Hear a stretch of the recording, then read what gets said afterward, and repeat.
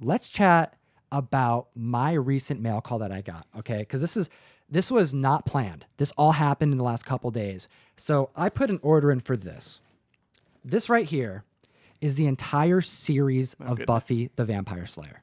All right, I'm going through it because I had this idea. I want to go through Buffy and Angel at the same time because there's 5 seasons of Angel and you have the full run of Buffy. Isn't it a sequel?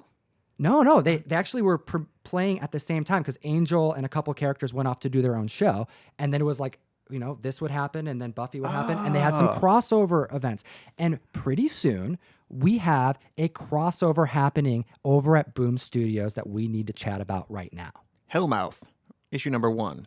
It's going to be like the first crossover between Angel and Buffy since Boom Studios got the license. That's right. And I'm super stoked about this. First off, if you're not reading Buffy right now, this is just a prime example of how you can put together a franchise that otherwise wouldn't be super popular. Buffy the Vampire Slayer is long over. And when Dark Horse took it over immediately after the season finale of the series, well, they continued it season after season. It was all canon. If you wanted to find out what happened to Buffy, well, you just had to read the comic book. And that went on year after year after year. But Boom got a hold of it, and rather than just continuing that canon, they've decided to revamp the title.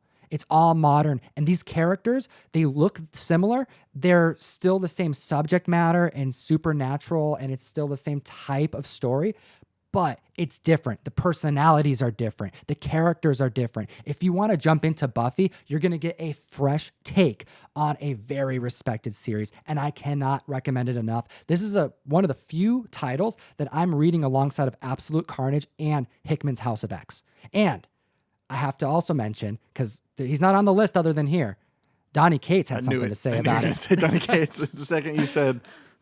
Okay, this is what happened. Someone tweeted at Donny Cates and said, yo, if there was no fallout, like you're not taking someone's job, because that's kind of the cop-out answer to the question of, if you can write any comic book, what would it be? And you know what? He didn't say Captain America. He didn't say Spawn. He didn't say Superman or Batman. He didn't say anything that would like bolster his career even further. Yeah. He said, whoever's writing Buffy. Cates is a Buffy fan. That feels like a good question to kick to the comments, too. Like, what series would you like to see Donny Cates take over? Right? I would like to see him do Green Lantern, personally. I think that could be pretty cool, but I'm very biased. I want to see him take something that is just low-key, either under the radar, people aren't paying attention to. Like Guardians, dude. He brought Guardians up into a whole new level. Absolutely. I'm stoked about Buffy. Boom, get on it.